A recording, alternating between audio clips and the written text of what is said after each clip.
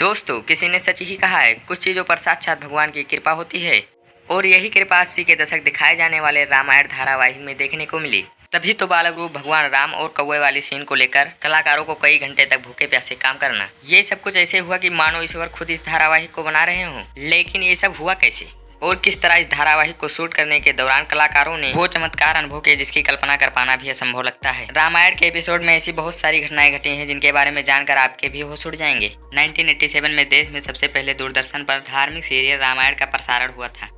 रामानंद सागर ने इस सीरियल को बनाने के लिए पानी की तरह पैसे उड़ा दिए। बहुत ही कम लोग इस बात को जानते हैं कि सुपर डुपर हिट होने वाले रामायण के धारावाहिक को सूचना प्रसारण मंत्रालय से कई बार रिजेक्शन का सामना भी करना पड़ा, जिसके चक्कर में रामानंद सागर ने कई बार सरकारी दफ्तरों के चक्कर भी लगाए। तब जाकर रामायण को प्रसारण करने की इजाजत मिली थी। सबसे पहले रामानंद सागर ने रामायण का दोस्तों एक सैंपल एपिसोड सूचना और प्रशासन मंत्रालय के अधिकारियों को दिखाया। इसके बाद उन्होंने पहली दफा रामायण को रिजेक्ट कर दिया। सरकारी अधिकारियों के अनुसार इस धारावाहिक में माता सीता को कट सीट्स पहने हुए दिखाया गया था।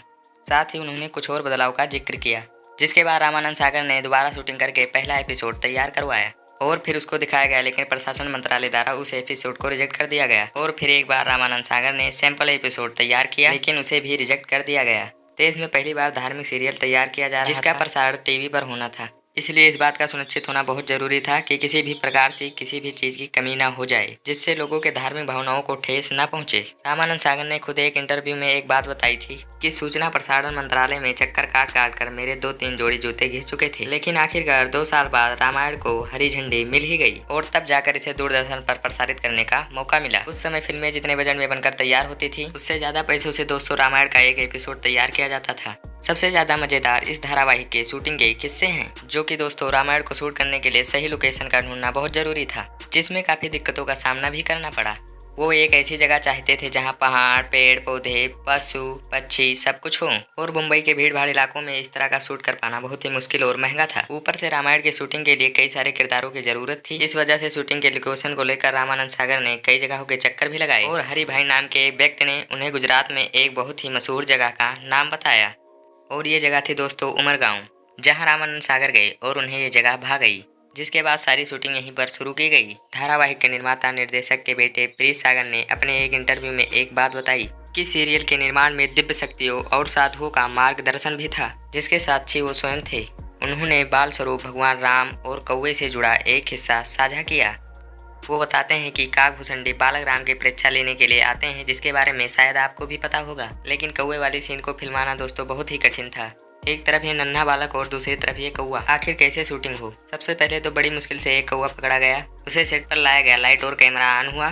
तब रामानंद सागर कौवे के पास गए और वे कौवे से कहे, हे काकभूषणी, मैं संकट में हूँ, कृपया मेरी मदद कीजिए।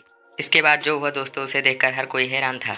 एक सधा हुआ कलाकार जिस तरह काम करता है, उसी प्रकार ठीक कौवा भी काम कर रहा था। भीम सागर बताते हैं कि जब पापा जी कहते थे कौवे को बच्चे की तरफ देखो, तो कौवा उसे देखने लगता था। जब रामानंद सागर कहते थे तो वो रोटी लेने लगता था।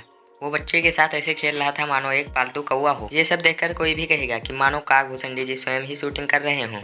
लेकिन जैसे ही कैमरा और लाइट ऑफ हुई, कौवा उड़कर ना जाने कहाँ चला गया। रामायण में माता सीता का किरदार निभाने वाली दीपिका चिखलिया के अनुसार रामानंद सागर हर एक सीन को बड़ी ही ध्यानपूर्वक से करना चाहते थे। उन्हें किसी भी प्रकार की कमी नहीं चाहिए थी। वो रात के 2-3 बजे तक शूटिंग करते, इसलिए दीपिका पूरे महीने सेट पर ही बिताती। उनका मुंबई आना जाना भी नहीं हो पाता था। और आपको बता दें कि जब रामायण की शूटिंग हुई तो उस समय दीपिका की उम्र केवल 15 साल की थी, और इन्हें जब यह रोल ऑफर हुआ तो इन्हें इस बात का बिल्कुल भी अंदाजा नहीं था कि यह एक दिन इतिहास रचने वाला है। दीपिका ने अपने एक इंटरव्यू में एक बात बताई कि उन्होंने सीता का किरदार करने के बाद कभी भी छोटी ड्रेस पहनी ही नहीं। दोस्तों, रामायण में काम करने वाले हर एक किरदार को लोग असली समझते थे। भगवान राम का किरदार निभाने वाले अरुण गोविल को देखकर लोगों को ऐसा लगता कि मानो भगवान श्री राम आ गए हों। वो जहाँ कहीं पर जाते लोग उनके पैरों पर गिर जाते।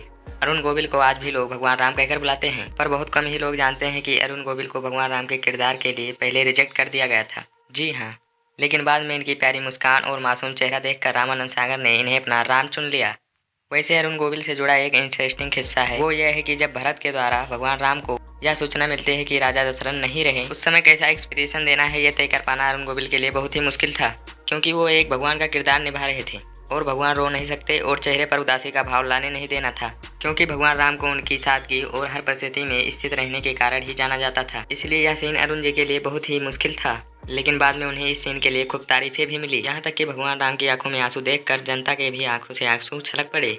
लोग ये महसूस कर पा रहे थे कि पिता के जाने का गम भगवान राम को कितना हुआ है। भगवान राम के परम भक्त हनुमान जी का किरदार निभाने वाले दारा सिंह जी को भला कौन भूल सकता है। उन्होंने पर्दे पर इस किरदार को एकदम जीवन बना दिया। लेकिन बहुत ही कम लोग ये बात जानते हैं कि जब रामानंद सागर ने उन्हें यह रोल करने को दिया पर उन्होंने रिजेक्ट कर दिया था, क्योंकि उस समय दारा सिंह 60 साल के हो चुके थे। इसलिए उन्होंने अपनी उम्र का हवाला देकर काम करने से इनकार कर दिया। पर जब रामानंद सागर ने जिद की तो उन्होंने हनुमान जी का किरदार निभाने के लिए हाँ कर दिया, क्योंकि रामानंद सागर जी जानते थे कि आइकॉनिक किरदार को कोई कर सकता है तो वो सिर्फ दारा सिंह ही थे।